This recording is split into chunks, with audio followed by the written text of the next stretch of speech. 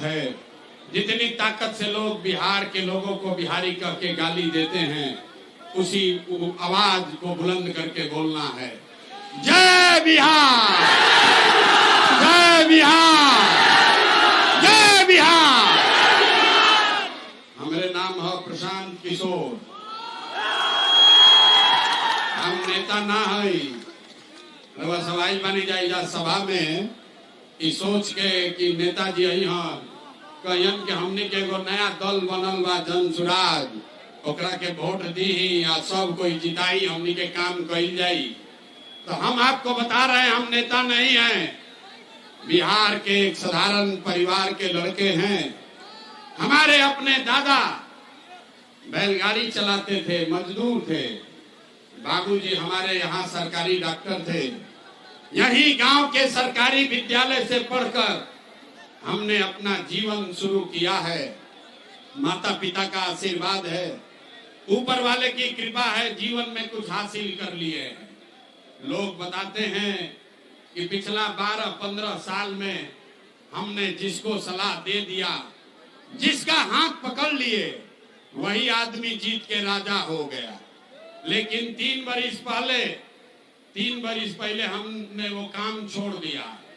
अब रउआ कहो कि जौना काम के करके इतना नाम पैसा शोहरत कमाए हैं, वो काम को छोड़कर 3 बरिस से बिहार में गली गली काहे घूम रहे।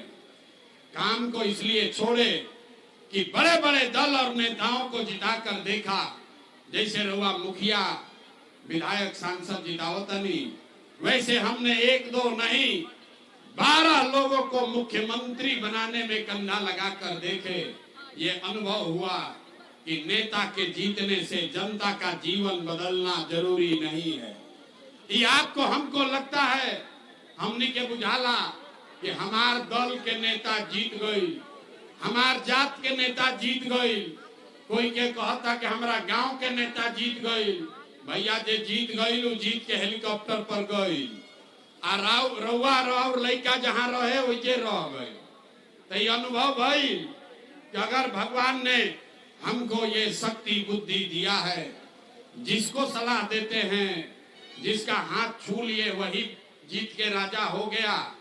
तब दल देश और दल को तो बहुत सलाह दे दिए, एक बार चल के बिहार की जनता को सलाह देते हैं, आपका हाथ पकड़ते हैं ताकि आपका जीवन बदले और आपके बच्चे जीत कर आए।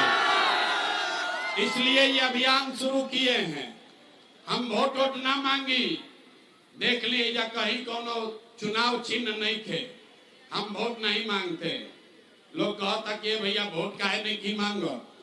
ए भाई, वोट मांगने वाला तो हर साल 2 साल पर कोई आपके यहाँ आता ही है।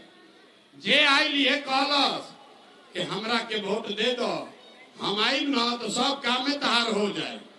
यह सुन सुन के जीवन भर से आप वोट दिए जा रहे। पहले 40-45 बरस तक हम लोग कांग्रेस को जिताए, फिर 15 बरस गरीब के बेटा लालू जी को राजा बनाए। अभी 20 बरस से नीतीश बाबू कुर्सी पर बैठे हैं। दिल्ली में हम लोगों ने मोदी जी को भी जिता के देख लिया। आपका और आपके बच्चों का जीवन नहीं सुधरा। तब आई बारन कोनो प्रशांत किशोर, रउआ हमार बात सुनो, अब हमरा पर भरोसा करके हमरा के वोट दे।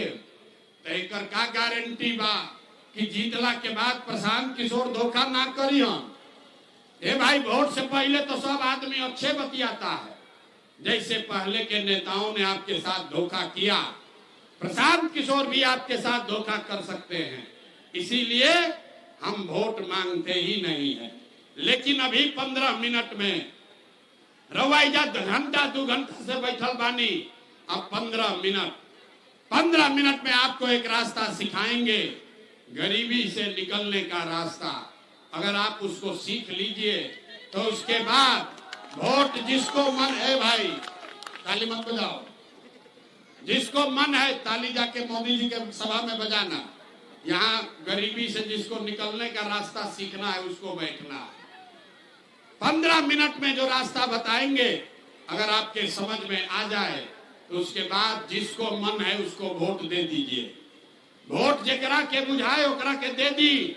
लेकिन जो रास्ता इजा समझाई वैसे अगर आप वोट दीजिएगा तो और कुछ हो या न हो, आपके लिए, आपके बच्चों के लिए बढ़िया पढ़ाई रोजगार का व्यवस्था यही बिहार में निश्चित तौर पर हो जाएगा।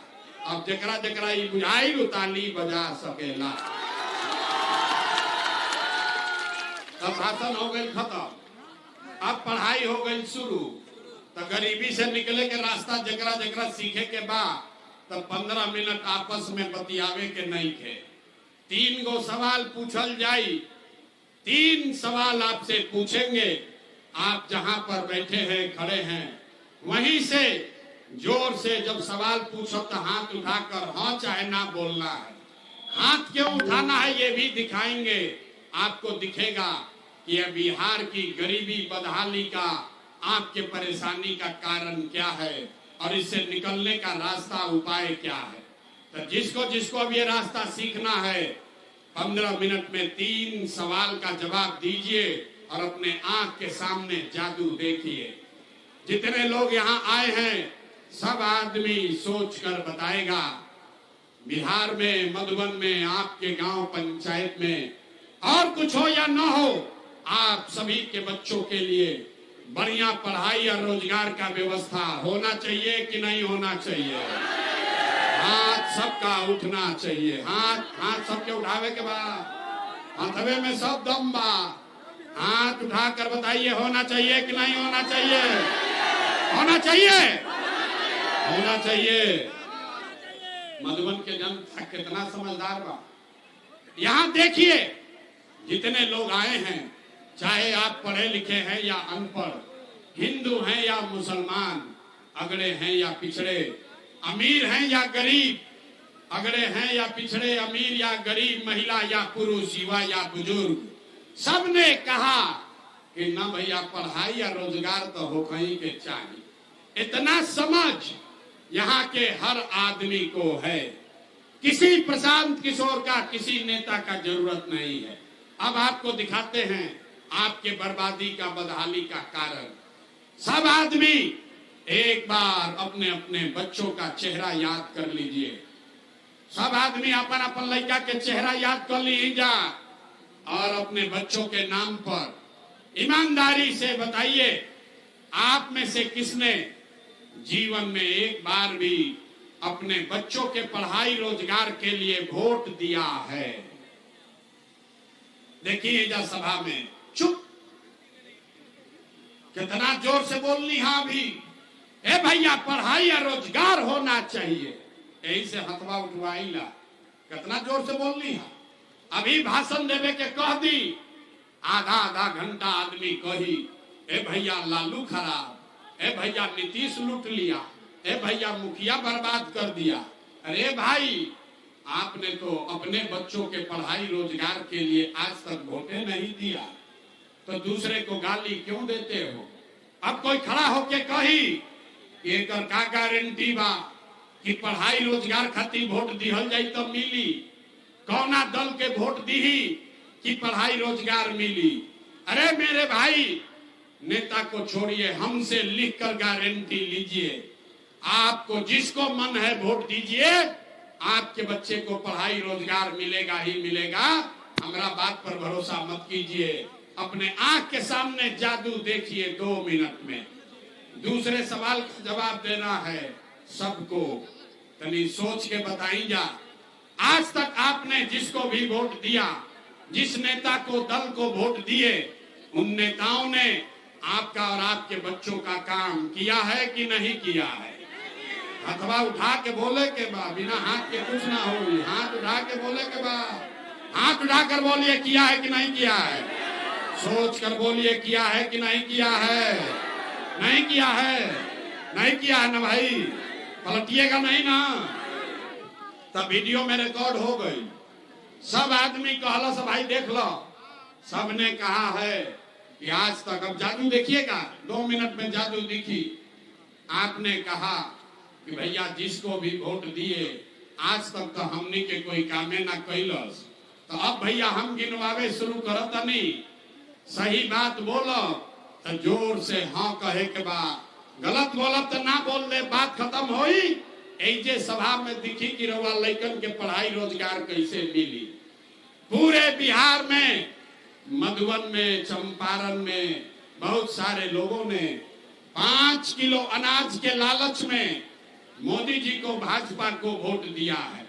तब बिहार में चाहे जितना चोरी भ्रष्टाचार बा, 1 किलो चोरी करके 4 किलो अनाज यहाँ के लोगों को मिल रहा है कि नहीं मिल रहा है? बोले के बाद मिलता है कि नहीं मिल रहा है कि नहीं मिल रहा है? आपने हमने वोट दिया हिंदू मुसलमान बन के, सब हिंदू लोग कहे ए भैया हमरा दशा कुछ भी हो, पहले अयोध्या में राम जी के मंदिर बन जाए के चाहिए। तो भैया आपके गांव में नाली गली नहीं बना, आपके गांव में स्कूल अस्पताल नहीं हुआ, आपको इंदिरा आवास नहीं मिला, आपके जिला में चीनी का फैक्ट्री चालू नहीं हुआ, लेकिन आपके वोट के ताकत से अयोध्या में राम जी का मंदिर बना है कि नहीं बना है? हाथ उठना चाहिए। यही हाथ से वोट देवे के बाद हाथवा उठे के चाहिए, तबे बुझाई मंदिर बना है कि नहीं बना है। आपने, हमने, कई लोगों ने वोट दिया भाग हम मोदी के ना दे, हम तो नीतीश के दे। हमारा बिजली पानी सड़क चाहिए। लालू जी के राज में बिहार में बिजली पानी सड़क नहीं था, तो नीतीश के राज में इसी भ्रष्टाचार वाले बिहार में बिजली का बिल 1000 आए चाहे 4000, घरे घरे बिजली आया है कि नहीं आया है? अरे बोलो भैया, 2 बार हिलाने पे काहे बोलते हो? हाथ उठाकर बोलो, बिजली आया है कि नहीं आया? आपने, हमने वोट दिया जाति के नाम पर, अपने जात के नेता को। बिहार में आदमी कहेला जी ही चाहे मर जाई, अपना जाते वाला के वोट दे। तो भैया आपके जात के नेता ने आपके बच्चों के लिए पढ़ाई रोजगार का बात नहीं किया, लेकिन जाति का बात और जाति का जनगणना पूरा बिहार में हुआ है कि नहीं हुआ है? आपने, हमने वोट दिया सिलेंडर के लालच में मोदी जी के। सब लोग सोचल कि अब सिलेंडरे पर खाना बनी, तो सिलेंडर के दाम 1000 हो कि 1200, घरे घरे सिलेंडर बटल बा कि नहीं के बटल? अरे मोदी जी का इतना प्रचार करता है, सिलेंडर बटा है कि नहीं बटा है? हाथ उठाकर बोलिए सिलेंडर बटा है कि नहीं बटा है? अब दोबारा ना बोलो, अब नहीं बोलिएगा, माइक पर रख के चले जाएंगे। जो सीखना है तो बोलो सिलेंडर बटा है कि नहीं बटा है? आपने, हमने वोट दिया मोदी का भाषण सुन के कि मोदी जी ने गुजरात में बड़ा विकास किया है। तो भैया मोदी गुजरात में तो विकास कर रहे हैं, पूरा देश का पैसा ले जाके गुजरात के गांव गांव में फैक्ट्री लगा रहे हैं, और पूरे बिहार से, चंपारण से, मधुबन से आपके हमारे बच्चे गुजरात में जाकर नौकरी मजदूरी कर रहे हैं कि नहीं कर रहे हैं? तो कौना बात पर वोट देनी जा कि ना मिलो? अरे आपने अपने बच्चों के नाम पर कहा कि भैया आज तक जीवन में अपना लइकन के पढ़ाई रोजगार खातिर वोट ना देनी जा, यह बात बतावे आइल बानी। बोइएगा बबूल तो आम कहाँ से खाइएगा? वोट दीजिएगा 5 किलो अनाज के लिए, तो रोजगार कहाँ से भेटाई? आपने वोट दिया अनाज के लिए, अनाज आपको मिल रहा है। आपने वोट दिया मंदिर के लिए, अयोध्या में मंदिर बना है। आपने वोट दिया बिजली के लिए, बिहार में घर घर बिजली आई है। आपने वोट दिया सिलेंडर के लिए, घर घर सिलेंडर बटा है। आपने वोट दिया जाति के लिए, घरे घर जात के चर्चा होत रहा है। आपने वोट दिया गुजरात के विकास के लिए, गुजरात में विकास हुआ है।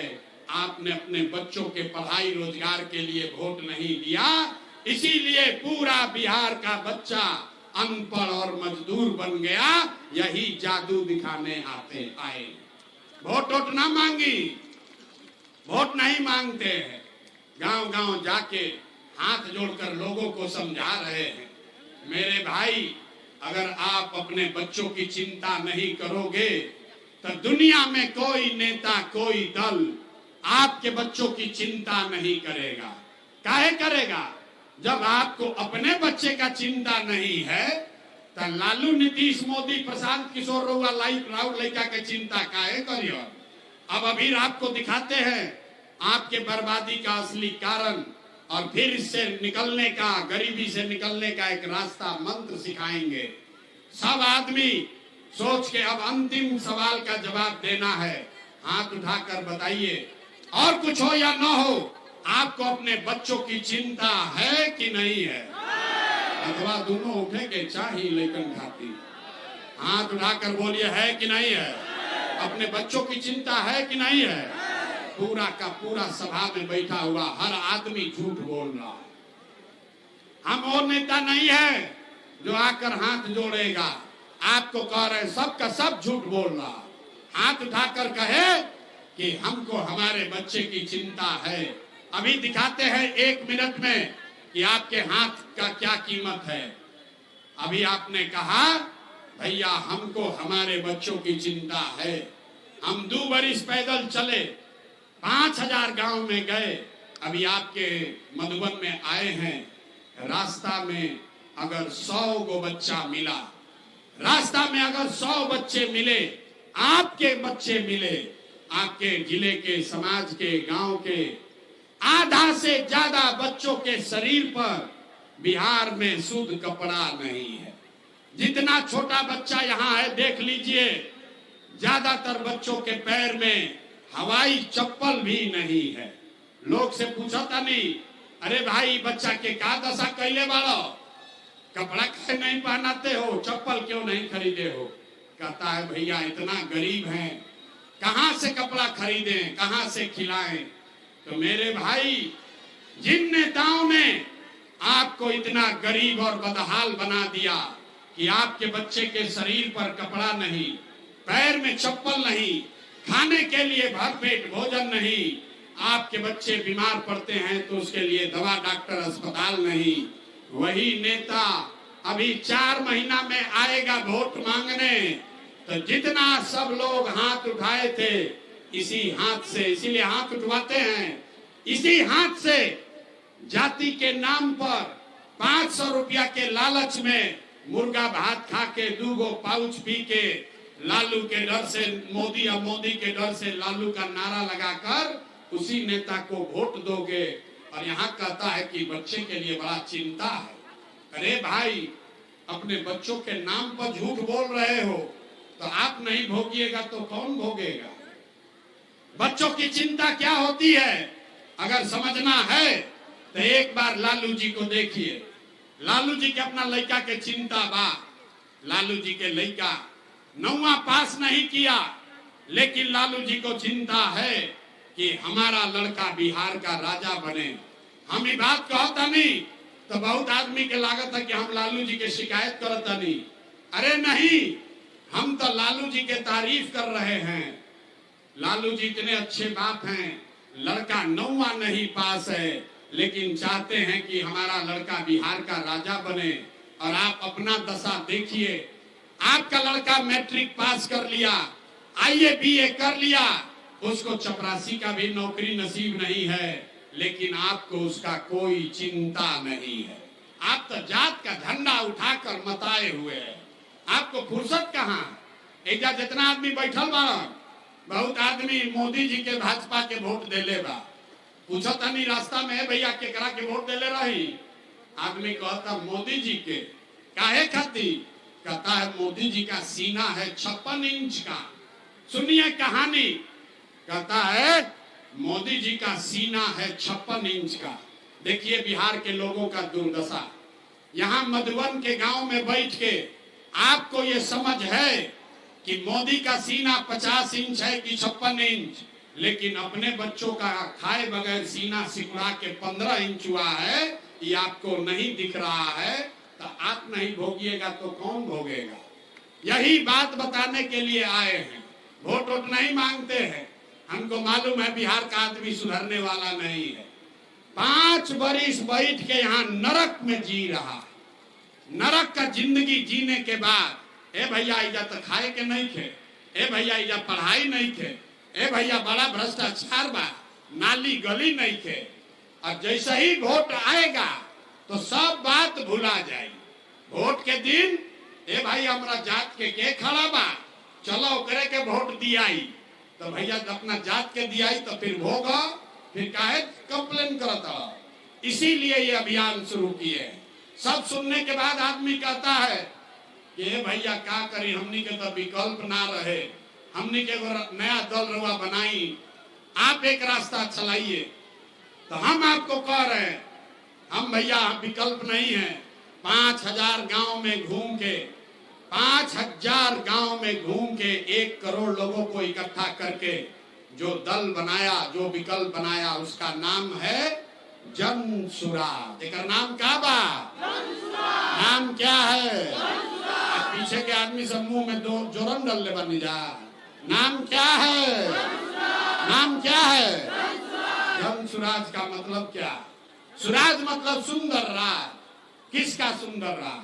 आपने तो मोदी का राज देख लिया, नीतीश का राज देख लिया, लालू का राज देख लिया, अब प्रशांत किशोर का भी राज देखिएगा, कोई फायदा नहीं है। अब अगर बदलाव चाहिए तो बिहार में लालू, नीतीश, मोदी, प्रशांत किशोर का नहीं, जनता का राज कायम होना चाहिए। होना चाहिए कि नहीं होना चाहिए? हाथ उठाकर बोलिए, होना चाहिए कि नहीं होना चाहिए? होके के चाहिए तो होके के चाहिए तो इसका सूत्र मंत्र समझ कर जाइए। एक संकल्प लीजिए, अगली बार जब वोट देने जाइए, जिसको मन है उसको वोट दीजिए। अगली बार जब वोट देने जाइए तो एक संकल्प लीजिए, एक बार जीवन में जिन लोगों ने बिहार को लूटा है, जिन लोगों ने आपके बच्चों को अनपढ़ मजदूर बनाया है, जिन लोगों ने आपके बच्चों को के पेट पर लात मारा है, आपके जाति का हो या धर्म का, दल का हो या विचारधारा का, उसको वोट नहीं देना है। तो सब आदमी तने एक एक बार अपना हाथ उठाइए और बताइए, जो जहां खड़े हैं वहीं से खड़े होकर हाथ उठाइए और बताइए कि जिन नेताओं ने बिहार को लूटा है उसको वोट देना है कि नहीं देना है? जोर से बोलिए, देना है कि नहीं देना है? देना है कि नहीं देना है? आपके जाति का होगा तो दोगे कि नहीं दोगे? आपके जाति का होगा तो दीजिएगा कि नहीं दीजिएगा? हिंदू मुसलमान करेगा तो दोगे कि नहीं दोगे? 2000 रुपया दी हम तो देव कि ना दे? नहीं दीजिएगा। काहे नहीं दीजिएगा? अरे भाई 2000 रुपया देगा तो पैसा लेना है, पैसा लेना है। आप बताइए, 5 बरस राशन कार्ड बनाने में आपसे पैसा लिया है कि नहीं लिया है? अरे बोलो भाई, पैसा लगा है कि नहीं लगा? जाति प्रमाण पत्र बनाने में पैसा लागल बा कि नहीं के लागल?